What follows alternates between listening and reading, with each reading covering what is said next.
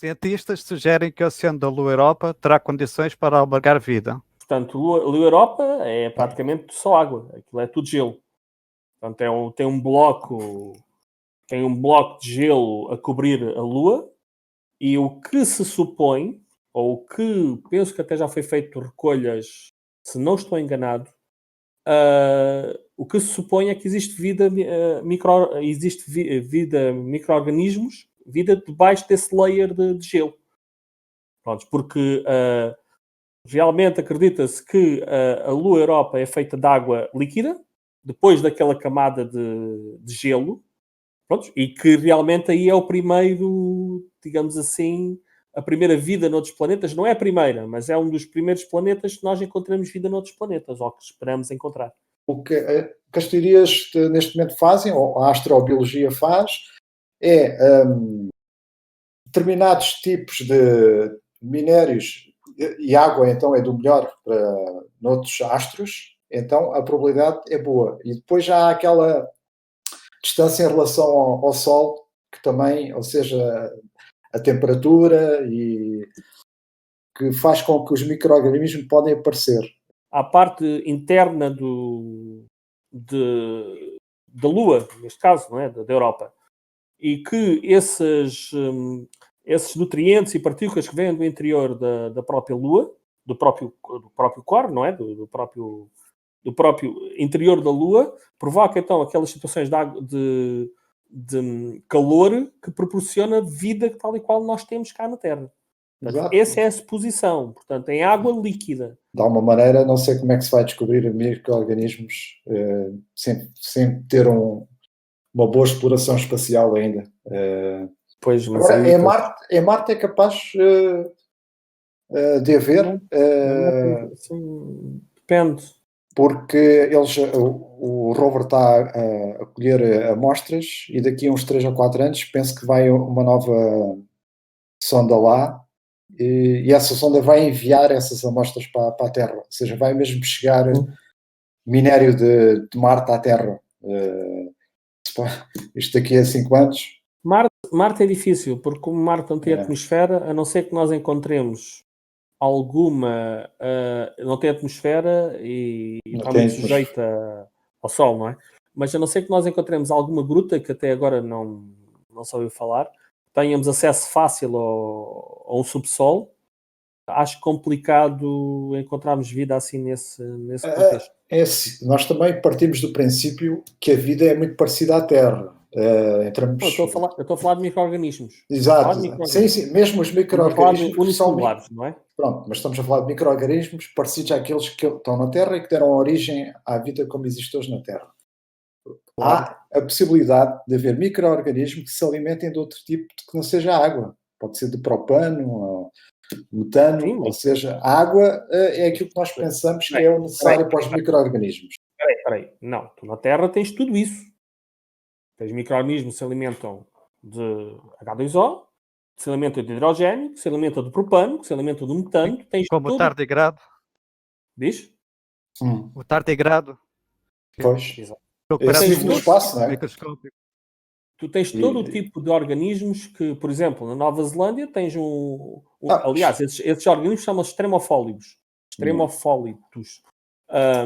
E tu tens, nos sítios mais inóspitos da Terra, com ácido clórico, como é que é? Aquele ácido clórico, não é? Acho que é isso, clorofílico, clórico. Tu tens, também aí numa ilha na Nova Zelândia, tens ilha de ácido e micro-organismos a alimentarem-se do ácido. Pois. Ou seja, na Terra, tu tens todos os condimentos para qualquer vida num outro planeta, em qualquer condição. É que nós temos sempre a supor, se houver água, podemos encontrar micro-organismos. Não estou a supor isso. Sim. Estavas a dizer que Marte não pode ser tão bom como, por exemplo, a Lua Europa. E que aquilo que forem enviar, portanto, a verdade porque que a probabilidade... Porque Marte é completamente massacrado por radiação e por temperaturas biológicas extremas à superfície. Sim. O que eu estou a dizer é que se encontrarmos uma gruta ou um acesso a uma zona mais protegida do planeta, não é mais simples tu encontrar os micro-organismos lá. Porque esses não estão sujeitos a temperaturas que variam entre os 40 graus ou 30 graus até aos 180 graus negativos. Não há organismos que aguentem variações deste nível. Podem Agora, viver se tiverem... da terra. Exato. Se estiverem numa situação de baixo de terra, Pois numa é. gruta, seja lá o que for, aí sim, provavelmente haverá. Aliás, eu digo-te ainda mais. A probabilidade de nós termos vida em grande parte dos planetas, a vida microscópica, não é? Exato. Unicelular, em Claro. grande parte dos planetas do universo, é muito grande. Agora, são vidas na sua essência, não é? No seu... Porque há uma coisa que nós não falamos, há uma coisa que ainda não falamos e que vamos falar também, que é assim, os meteoritos caem na Terra, trazem vida. Não é? A maior parte deles traz vida, traz micro-organismos. Ora, os meteoritos não caem só na Terra. Os meteoritos caem pelo espaço todo. Portanto, a não ser que seja um clima altamente inóspito, portanto, seja bombardeado por radiações, esteja constantemente a levar, esteja muito próximo do Sol, esteja numa situações tão drásticas que seja impossível realmente da vida chegar e manter-se, a probabilidade de teres vida na maior parte dos planetas é muito grande. Aliás, supõe-se que Júpiter tem supõe-se que Júpiter possa ter um tipo de vida específico nas gigantes gasosas. Há uma corrente que diz que isso é uma possibilidade real. Que tenha um tipo de vida que tenha-se adaptado a alimentar-se daquele tipo de planetas de gases. Eu acho e espero que a qualquer momento haja assim um breakthrough científico que diga, encontramos micro-organismos bons na Lua de não sei quantos e no planeta não sei quantos. Isto era um bom sinal para haver muita vida para esses astros fora. Até ao momento, pronto, a probabilidade é boa, mas ainda não há aquela notícia ou aqueles fatos que os cientistas gostam de... Vamos lá ver. Se tu tens constantemente meteoritos a cair na Terra com vida... A probabilidade é boa. Não é a probabilidade. Se tu tens meteoritos a cair na Terra com vida que não pertencem à Terra, ora, não é probabilidade. Existe vida fora da Terra. Portanto, se os meteoritos caem, trazem vida de outro sítio. E são micro-organismos que não são terrestres, que não são inerentes à nossa população, não é? Pronto, ao nosso meio ambiente. O que vê nos meteoritos, deixa-me só fazer um parênteses nesse assunto, não é os micro-organismos, é os tais minérios que terão muita probabilidade de sustentar vida, mas esses micro-organismos não, são micro-organismos. Vais encontrar montes de situações desse género. Isso alterava, pelo menos, tudo aquilo que eu interpreto que é a procura de vida fora da Terra, né, neste momento. Ou seja, as probabilidades são boas, mas ainda não encontramos uma pesquisa. Falta só isto. Até agora a pesquisa está morta. Quando se fala de vida fora da Terra, os cientistas não estão a falar de vida unicelular. Vamos lá pôr um parênteses. Pois, eu sei. Então, pronto. Estou a falar de vida... Mas eu isso não digo que é vida. Eu aí, se não há um ser, pelo menos unicelular, isso não é vida, é um minério, pronto. É um açúcar, é um aminoácido. E sobre a nova teoria sobre o Oumuamua, pode ser um fragmento de um mundo semelhante a Plutão. Bom, o mistério do Oumuamua é muito simples. A grande questão que se pôs em relação ao Oumuamua é a trajetória que ele está a definir, que não é normal. Pronto. E essa foi a questão que se colocou, que não é suposto um asteroide, um meteorito, whatever. Primeiro, o formato é muito estranho. Não é nada, é um formato que não é estranhíssimo. A nível natural, é muito estranho a natureza ter criado um formato daquele género, não é? Isto é o que os cientistas defendem, não sou eu. E depois, porque uma coisa tipo charuto é estranho, não é uma coisa... Nós não vemos sempre no nosso planeta coisas naturalmente a acontecer assim. É estranho. E depois, a órbita parece também não é natural. Parece também é artificial. Parece que tem alguma proporção ou que faz mudar a rota. Ora, isto são tudo suposições, não é? Porque podemos estar aqui a mexer com com certos tipos de materiais e certos tipos de componentes que possam provocar coisas que nós não conhecemos. Assim como podemos estar a falar de físicas espaciais, físicas quânticas espaciais, também possam provocar rotas que nós não imaginamos no espaço. Assim como outro tipo de forças, ou como a Dark Energy, ou Dark Matter, também possam interferir de maneira no espaço sideral que nós, humanos, não temos essa consciência. Além de outras forças gravitacionais que possam provocar. Ou seja, é tudo estranho, mas é-nos inexplicável porque nós não temos o conhecimento para lá chegar. E quais seriam as reações se fossem descobertos? As reações aqui na Terra? Os grupos religiosos, etc. Vamos lá ver, porque o ser humano, mesmo a nível religioso, o problema do ser humano é algo que possa alterar ou ferir as suas convicções. Ora, se tu vires na própria literatura religiosa e tudo mais, o que tu vês é anjos e deuses e coisas assim do género, que são seres à nossa semelhança. Não é? Quando se fala, por exemplo, de animais, os carneiros, eu não sei o quê, são seres que são usados por nós. E tu nunca vês falar menos que isso.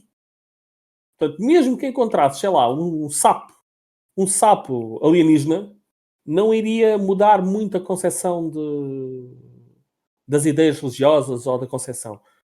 Nada que fosse nesse sentido pequeno, demasiado simples, não é? Pelo menos essa é a minha percepção. Bom, acho que a Igreja, no geral, as religiões, essencialmente, primeiro começa pela Igreja Católica, depois as outras vão se adaptando, ou pelo menos na história foi um bocado assim. O que eles fazem é, tal como a Terra já foi o centro do universo, e muita gente, infelizmente, e cientistas, na altura, né, ainda não havia o termo cientistas, acabaram por sofrer na fogueira, mas o que a Igreja fez foi depois eles próprios adaptarem-se à ciência, ou seja, eles agora convivem bem com a Terra, ser um simples astro no universo gigantesco, podemos dizer. O que vai acontecer quando se descobrir um sapo alienígena, e então vai ser uma adaptação, e já há uma adaptação. A própria Igreja Católica tem dos mais avançados laboratórios de astronomia do planeta. O Vaticano é muito... Gosto imenso disso, da ciência e isso tudo. O que acontece às vezes é que eles não têm um tempo para se adaptarem e aí chocam de frente e no caso da vida alienígena, neste momento eu não sei se eles estão preparados para uma descoberta dessas. Eu penso que sim. Se for um sapo alienígena, eu penso que sim. Se for um sapiens alienígena, provavelmente vai haver um grande brainstorming dentro daquele Vaticano com uma boa dose de erva, mas acabam por definir uma explicação religiosa do universo. A Igreja não se vai preocupar com nada disto, porque tu falaste de uma altura na história em que a concepção científica mudava as leis da Igreja. Aquilo que a Igreja dizia e defendia como imperativo, que a Terra era o centro do mundo, que nós, do universo, que nós blá blá blá. E isso aí era um ataque à Igreja diretamente. Visto pela Igreja, não é? Ver vida noutros planetas, a não ser que seja uma vida inteligente e que possa mudar a concepção dos deuses e não sei o quê, e que a Igreja aí vai se adaptar, mas enquanto não for algo que seja nesse sentido, que seja um mero sapo alienígena, não vai haver reação nenhuma por parte da Igreja. Nem a reação, nem a adaptação. Porque isso, quer dizer, estamos a explorar Marte e a Igreja não é por isso que anda para aí a dizer vamos fazer assim assado a cozido. Estou-se pouco borrifando para estarmos a explorar Marte. Na altura, há 500 anos também, ou há 600 anos, estavam a explorar o espaço e a Igreja inicialmente não se preocupou, mas depois o Copérnico e o Bruno, principalmente o Bruno, que morreu na fogueira, coitado, veio dizer que a Terra era um simples astros, o Sol tomava conta do sistema solar e isto tudo, e a Igreja, se calhar que se pensava que estava adaptada, não teve, foi um choque, e inicialmente eles quiseram parar essa informação de ser divulgado. Portanto, não quer dizer que hoje em dia isso aconteça, nós pensamos sempre. Vamos lá ver, porque a base da Igreja era que a Terra era o centro do universo. A partir do momento que nós não somos, que a Igreja diz, nós somos tudo o que existe, somos o máximo, somos o centro, e tens alguém a dizer que não, aí é um ataque à doutrina da Igreja. Além dos tempos serem outros, não é? E que a Igreja tinha o poder absoluto sobre tudo. Também é verdade. Não é bem assim. Hoje em dia, o que está aqui em causa, a Igreja neste momento só será posta em causa, ou alguma coisa só será posta em causa, se realmente houver vida inteligente aí por algum lado. Aí sim, porque aí já altera a mensagem. Eu estou a comparar isso com o facto de, naquela altura, há 600 anos, alguns astrónomos olharem para o espaço e verem coisas que para a Igreja era insignificante, mas a tal altura houve alguém que viu aquilo que não devia. Pronto, é nesse sentido que eu estou a fazer uma comparação. Neste momento, parece haver coisas insignificantes para a Igreja. Descobriram aquilo, pode ter micro-organismos, pode ter seres unicelulares. Peanuts. Mas pode haver um choque. Mas não quer dizer que haja, né? Estou só a supor que pode acontecer. E a verdade é que pode mesmo. Não saiu logo. Como aconteceu com o Darwin, por exemplo. Quando ele lança aquele livro da evolução das espécies, aquilo foi um choque que acho que houve ameaças de morte e não sei como é que ele não morreu na fogueira. É um choque. Porquê? Porque o povo não está preparado. E a Igreja não está preparada, se bem que naquela altura a Igreja já não era tão forte, mas mesmo assim, ainda hoje em dia há pessoas que não acreditam que nós descendemos dos primatas. Não, a questão é, a Igreja tem um problema. A Bíblia defende, na evolução da Bíblia, temos os seres humanos que é criados à imagem de Deus, não é? E a Terra é criada em 7 dias. Ora, isto não se com dúvida com a teoria da evolução, minimamente. Portanto, é muito difícil teres um católico daqueles mais ferrenhos e não sei o quê, que te diga, sim, a teoria da evolução é correta, Adão e Eva não existiu. Isto não te vão dizer, não é? E também não te podem dizer que a teoria da evolução é correta e Adão e Eva também é correto. Portanto, quer dizer, não dá. Pois é, As duas acho que a Igreja já está em maus lençóis com isso, quanto mais ainda com vida alienígena. Não está, ninguém quer saber disso na Igreja. Pois é verdade, mas atenção que eles perdem fiéis, não é? À medida que não se vão adaptando, mas um dia podem ganhar outra vez, tal como perderam nos últimos 20 anos, pode haver um dia que as pessoas cheguem novamente à religião. Portanto, isso não sei se... Sinceramente, não vejo... Olha, pode aparecer um ser alienígena que seja a imagem do anjo da Igreja. E aí eles aproveitem para dizer, estão a ver como os anjos existem? E as pessoas chegam-se à religião. Talvez. Não, mas a questão é... A questão é que se aparecesse um ser alienígena que fosse um anjo, então a Igreja acabava. Ou acabava. Depende do tipo de propaganda. Porque senão era... afinal, os anjos são seres sacientes e conscientes de outros planetas. Afinal, não são anjos, são alienígenas. Tinham que saber... Isso acabava as religiões todas no mundo. Tinha que haver revolução das religiões todas. Pois é. Eu acredito que eles já tenham um grande grupo de ataque a um tema desses. Que pode nunca chegar a... Exato, pode nunca chegar a existir, pelo menos nos próximos 100 anos, mas para a eventualidade de vir a acontecer, eles já tenham que ter alguma coisa preparada. Em relação aos sinais sonoros, Já houve algo interessante? Vindos de outras galáxias? É assim, depois de tantos anos, houve um sinal captado que deu alguma esperança, que não sabem explicar, pelo menos pelo aquilo que me lembro.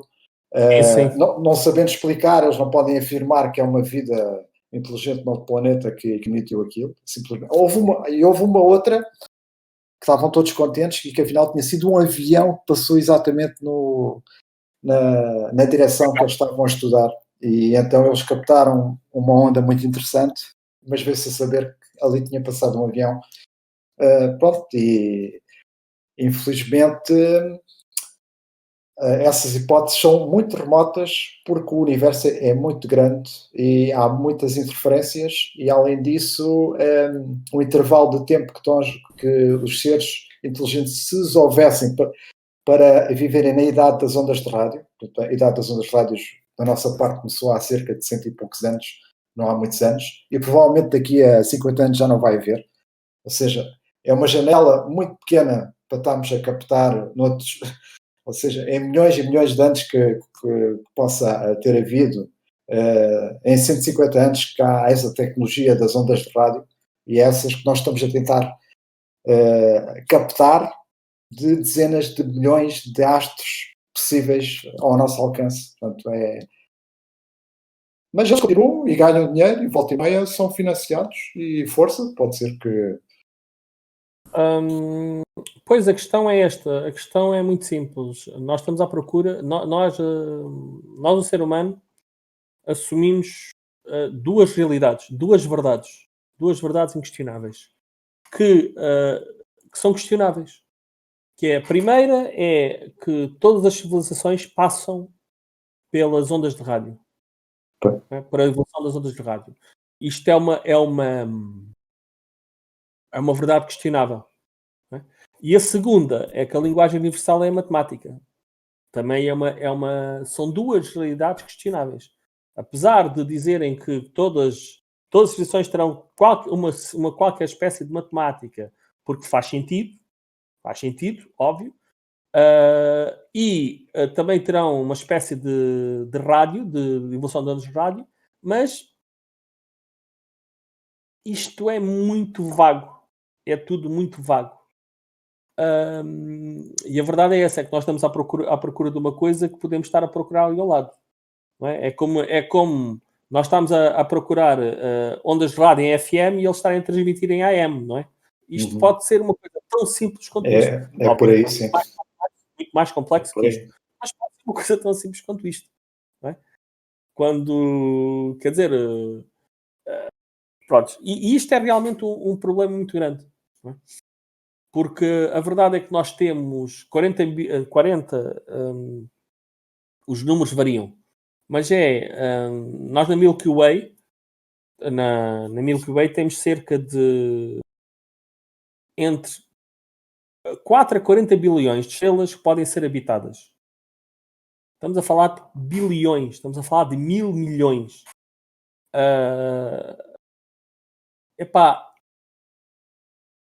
Não haver uma vida já tenha qualquer tipo de complexidade seria algo muito estranho.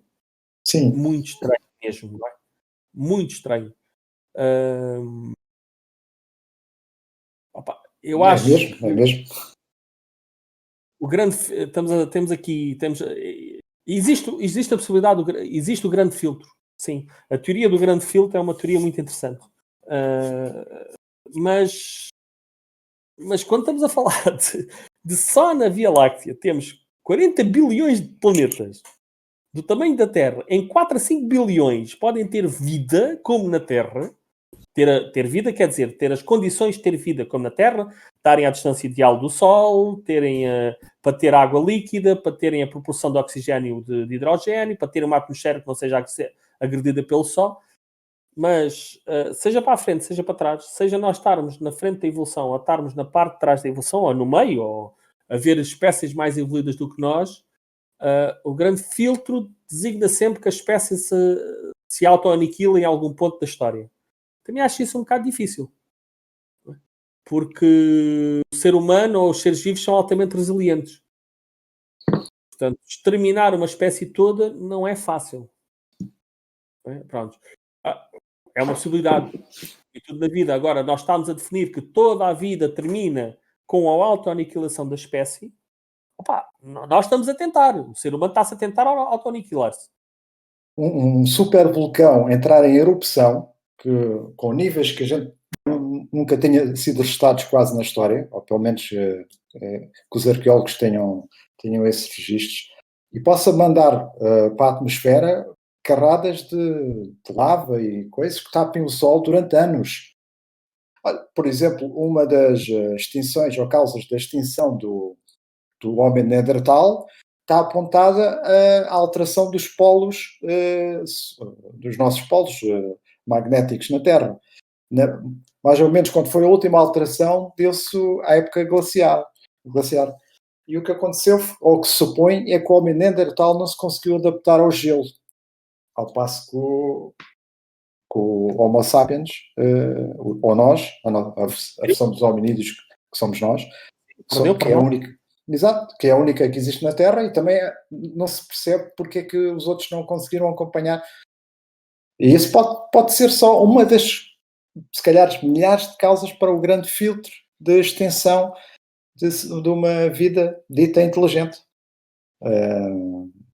Pode ser um simples asteroide. Por exemplo, neste momento, apareceu um asteroide vindo de fora do sistema solar a 2 anos de distância da Terra. Nós temos alguns planos, mas será que vão funcionar?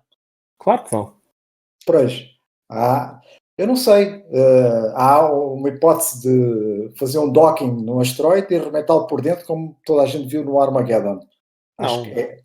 Não, o mais provável, se for a 2 anos, é tu vais para fora da Terra e aquilo explode cá dentro e tens um grupo de pessoas fora da Terra.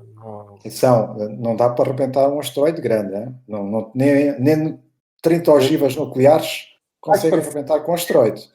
Vais para fora da Terra, um grupo de pessoas. Sim. E o asteroide bate na Terra. E as outras pessoas sobrevivem noutro astro?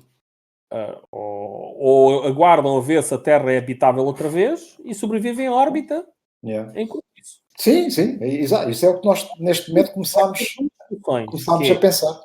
Vai ter 2 soluções. Ou vão para uma tipologia de uma estação espacial como nós temos já lá, não é? Como temos a Estação Espacial Europeia, mas uma coisa mais complexa. Ou vão para bunkers e rezam que os bunkers aguentem. E provavelmente vão para os 2 sítios. Pois.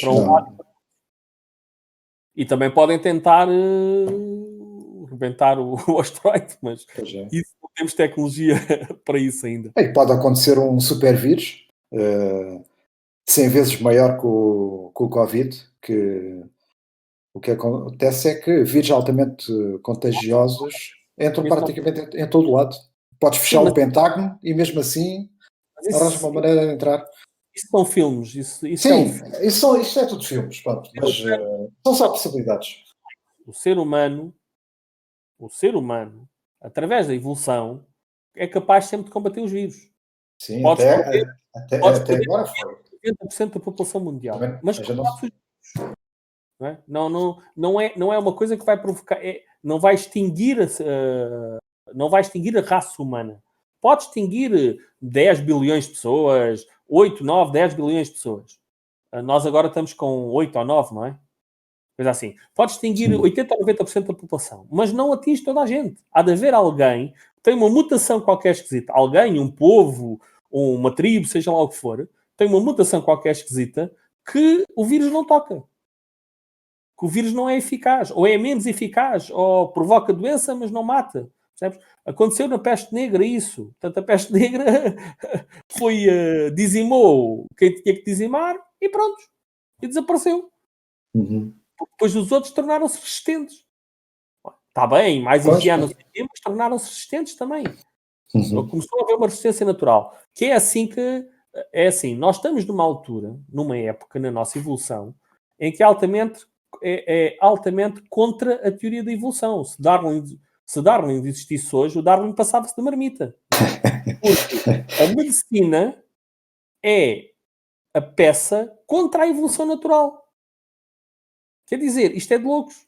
Não é? A medicina é a nossa grande arma contra as doenças.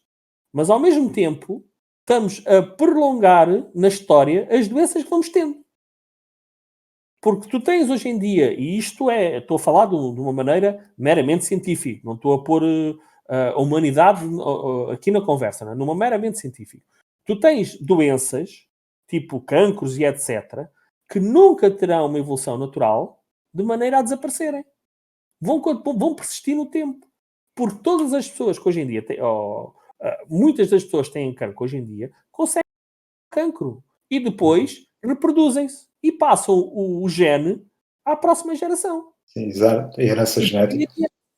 E então, não há uma hipótese de cortar aquele gene da evolução natural, e ao não haver a hipótese, então isto vai-se propagando no tempo. Portanto, e a teoria de Darwin é exatamente o oposto disto. É que os mais doentes morreriam e os mais fortes continuariam e a própria evolução acabaria por resolver o assunto. O paradoxo de Fermi é um paradoxo. Ou seja, se nós defendemos que existem muitos planetas habitáveis, então devíamos ter muitas vidas extraterrestres. A visitar-nos. E a visitar-nos não, a encontrar. Não quer dizer que fosse visitar-nos. Devíamos encontrar facilmente vidas extraterrestres. Está a ser tão difícil encontrar vidas extraterrestres, então há um paradoxo. Que é, temos muitos planetas habitáveis, mas não temos vidas extraterrestres que nós tínhamos conseguido detectar. Não é? Sim, então este é que é o paradoxo. O paradoxo de Fermi assenta, primeiro de tudo, numa fórmula que foi feita pelo Fermi. Essa fórmula diz que em tantos planetas que supostamente são habitáveis, devia haver uma certa quantidade de raças inteligentes. E dessas raças inteligentes, muitos milhões de raças já nos deviam ter visitado. Ou seja, já deviam ter a tecnologia para nos ter visitado. Mas onde é que elas estão? Ainda ninguém as viu. Exatamente. A probabilidade de existências de civilizações, tendo em conta o número de planetas habitáveis. Portanto, onde é que elas estão? Sim, mas podiam estar lá, né? Nós é que não temos tecnologia para as ouvir ou ver. Podem estar lá. Isso não quer dizer que não estejam. Tendo em conta que nós conseguimos ouvir os sons, temos o SETI, temos os Hubbles, os telescópios Hubbles, etc. Sim, mas isso não dá para ver vida a olho. Quanto muito dá para ver coisas que a civilização possa estar a usar, a queimar. A velocidade está limitada à velocidade da luz. As ondas, tudo está limitado à velocidade da luz. E então, tudo aquilo que nós conseguimos captar... Nossa física, sim. A nossa física. Neste momento, todas as nossas tecnologias receptoras de algum tipo de civilização estão limitadas a essa velocidade. Quer dizer que nós conseguimos ouvir planetas que estão a 100 anos-luz de nós, ou algo assim, o que é muito pouco para uma civilização nascer noutros planetas. Ou seja, há 99,9% de planetas que estão muito mais longe desta distância. Ou seja, o grosso das civilizações, se as houverem, estão ainda muito distantes das nossas capacidades receptoras de vida. Ou seja, pelo menos usando as ondas de rádio e mesmo a luz vinda de outros planetas, não vai ser difícil dessa forma nós conseguimos detectar uma civilização. Quanto muito conseguimos detectar minérios de como elas geram há 1 bilhão de anos, se calhar,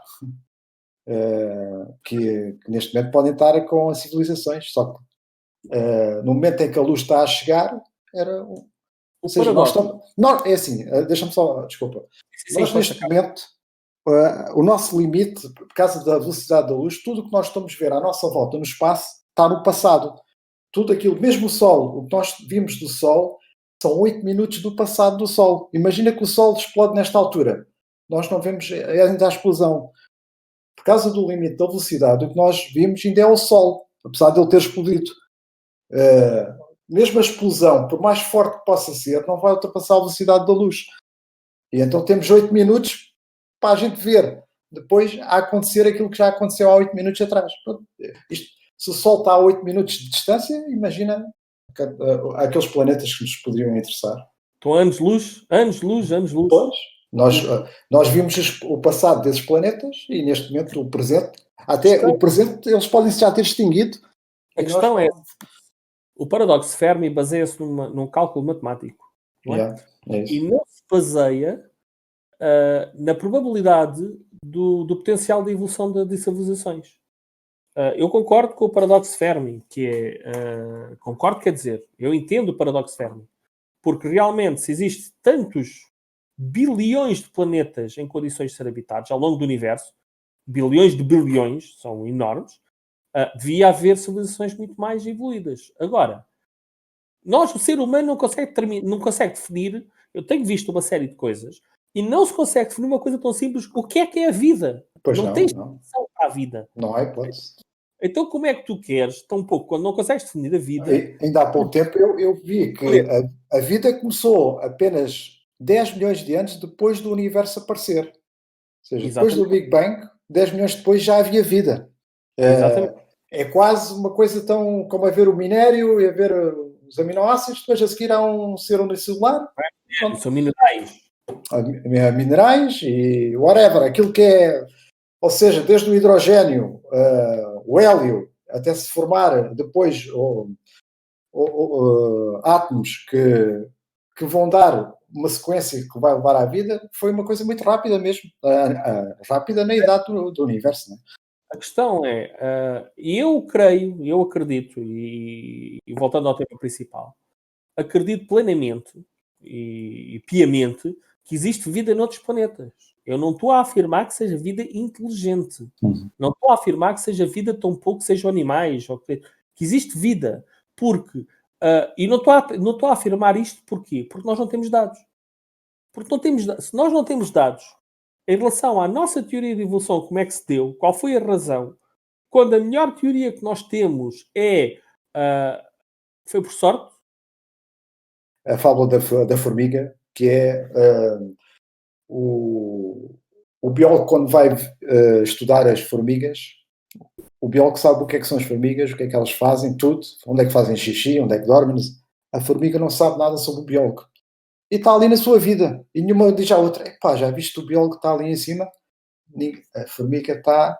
É como se nós não existíssemos. Isto se compara-se, por exemplo, a civilizações avançadas que podem estar 1 milhão de anos avançados em relação a nós.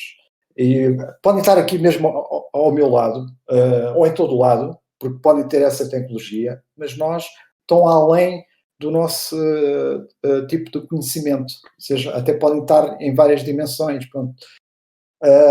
Pode haver essa hipótese da civilização que nós estamos à procura.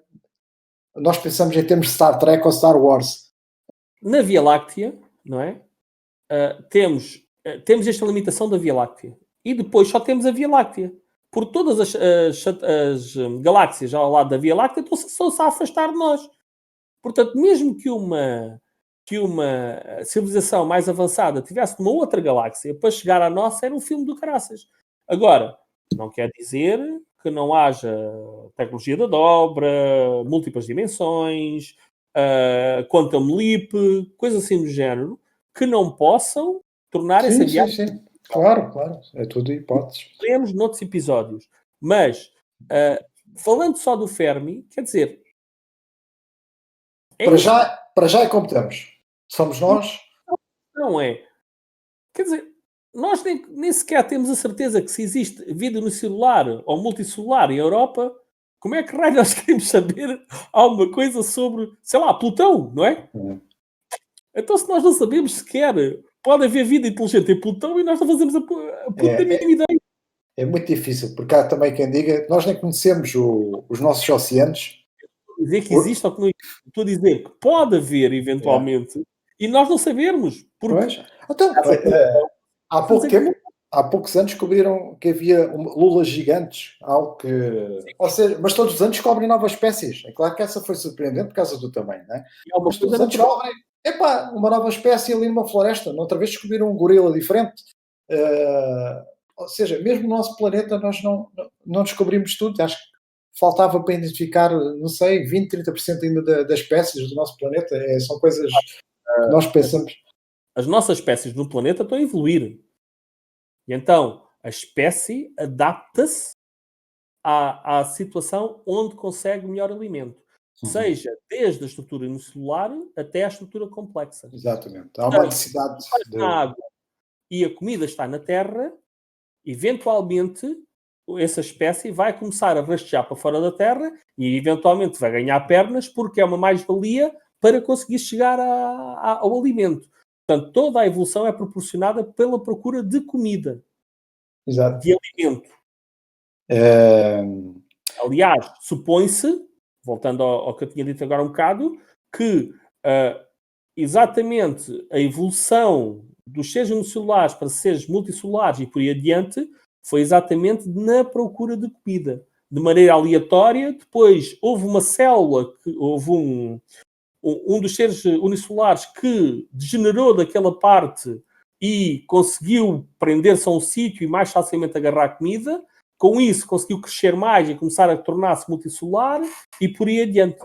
E depois conseguiu, pronto, e depois há aquela parte que ninguém sabe, que ninguém consegue explicar, que é como é que nós, seres humanos, temos uma parte nossa e depois temos uma parte de micro-organismos, bactérias e vírus, etc., que trabalham em cooperação connosco, dentro do nosso organismo. Como é que raio isto aconteceu? Isto ninguém consegue explicar. Isto é inexplicável. Porque nós, o ser humano, não conseguiria funcionar se não tivesse as bactérias e os vírus que te acompanham no corpo. São milhões deles. E que vivem em comunidade contigo.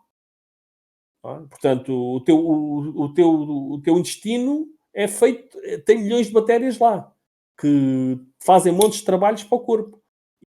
Nós não sabemos exatamente aquilo que... porque é que esta estrutura tão complexa que faz um ser humano e que nós identificamos como uma identidade única.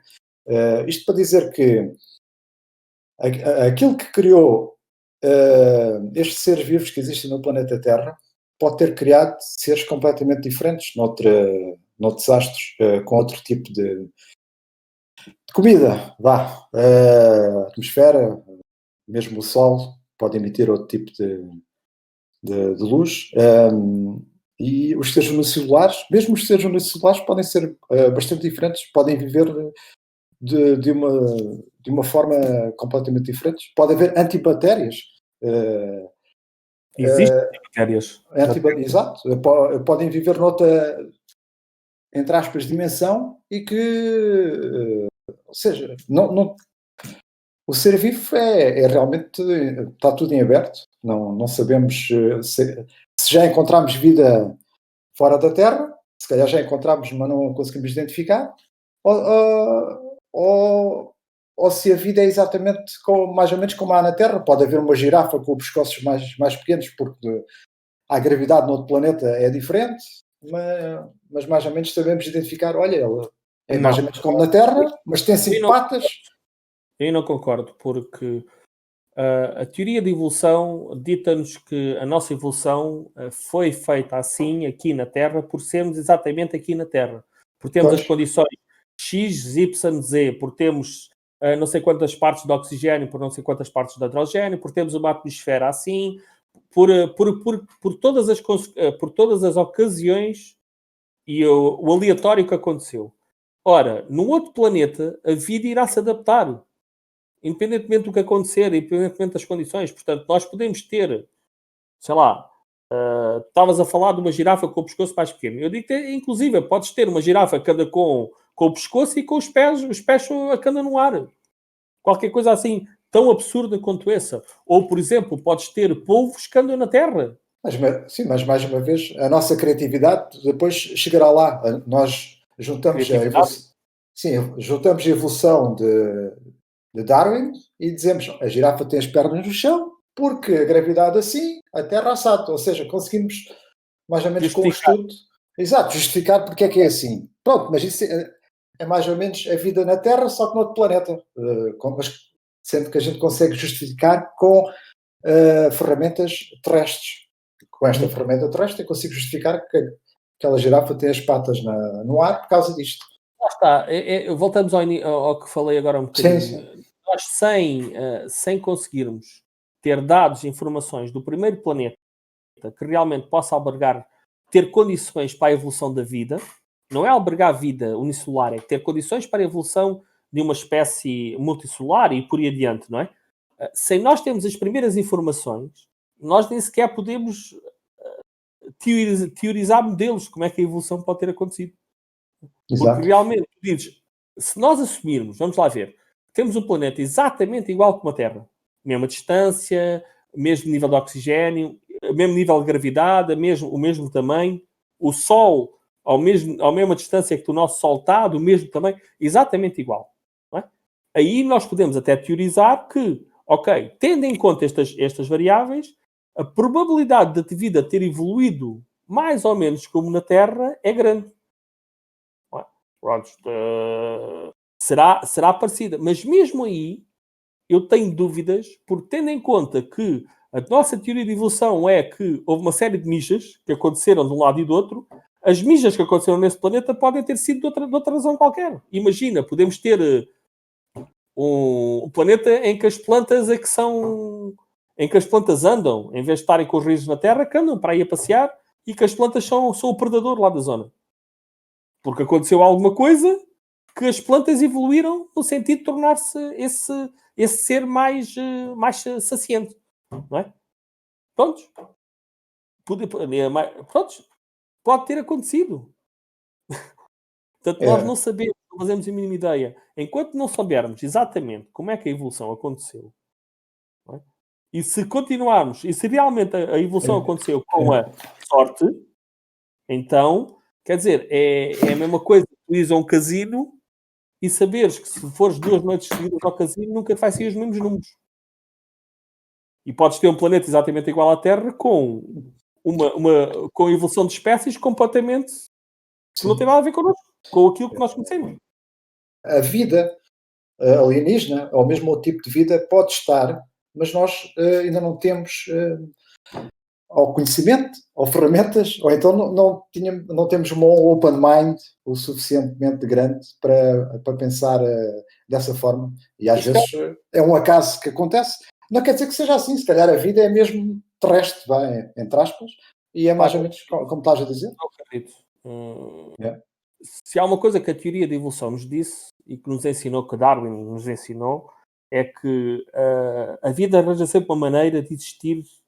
Sim. Aí, acho que essa regra é como a gravidade. Acho que essa regra é para todos. Agora, pode ser uma vida que a gente não a compreenda. É isso que eu estou a dizer. Exatamente como não compreendemos que aquelas ondas que existiam eram as ondas, afinal, do Big Bang. Quando eu estou a falar de vida, não é? Eu estou a falar de um organismo celular, que é a base do universo, multicelular. Agora, pode nem sequer ter boca, nem se alimentar de outros organismos, pode ter uma coisa completamente diferente. Não é? Mas é vida. Uma planta é vida. Não é? Por exemplo, a matéria negra. Existe, mas ninguém sabe o que é. Há teorizado, pode existir, pode haver em todo lado. E a Dark Energy, que é muito mais... A Dark Energy, exato, também pode haver em todo lado. E o mais certo é que haja. Pode haver seres vivos que se alimentem disso. E por se alimentarem disso, nem existem aos nossos olhos, entre aspas, ou seja, o espectro de luz que nós compreendemos do universo. Pode ser assim. E um dia aparece uma ferramenta que detecte a energia negra e logo a seguir detecte seres que andam nessa... É que pode haver cenas tão loucas, tão malucas, como, sei lá, seres que estejam aqui ao nosso lado e que nós simplesmente não os vemos. Claro, como a tal energia negra. Agora, exato. A energia negra das coisas mais... a energia negra e a Dark Energy e a Dark Matter são mais... Ainda ontem estava a ver Diz. Quer dizer, nós deduzimos que existem porque, de outra maneira, a física não faz sentido.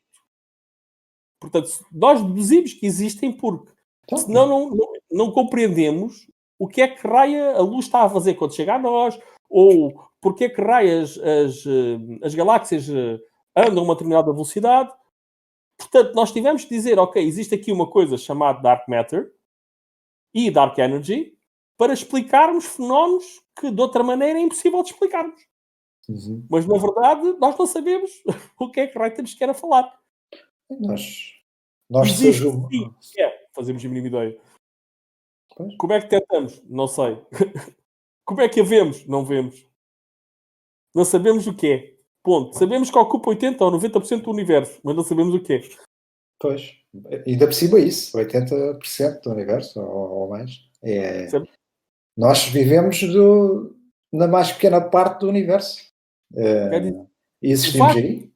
nós temos que ver que o vácuo do espaço é dark energy, não é vácuo, é dark energy. Yeah. Dark matter. Sim, Portanto, eventualmente. o espaço é dark matter. Portanto, ou seja, existe matéria que nós não conseguimos ver nem quantificar. Mas existe matéria. E só isto é de loucos. Só esta parte é de loucos. Pois. Quando nós andamos à procura de vida noutros planetas, na nossa galáxia, noutras galáxias, e afirmarmos que isto é muito difícil, não encontramos, mas depois saímos da nossa esfera do magnetismo de influência, temos a lei da Dark Matter e dizemos que é isto? Isto aqui, estou a passar o dedo, estou a bater, não há resistência, não há nada, mas existe aqui uma coisa que eu nem consigo ver. Quer dizer... Só há 100 anos para aqui é que a gente compreendemos o universo, ou melhor, compreendemos que não existe o vácuo, ou seja, não existe o nada. Tudo está cheio de alguma coisa, ou seja, compreendemos a dimensão do universo, compreendemos a origem do universo, ou seja, pelo menos que veio e tem uma idade de algum lado. Pronto, há pouco mais de 100 anos compreendemos uma quantidade enorme de coisas. Uma das coisas que mais me entristece na vida é não poder estar a viver daqui a 400 anos ou 500 anos. É para ver, saber o que vai acontecer nessa altura, não é? Porque se em 50 anos de tecnologia e de ciência nós evoluímos aquilo que evoluímos, imagina daqui a 450 anos.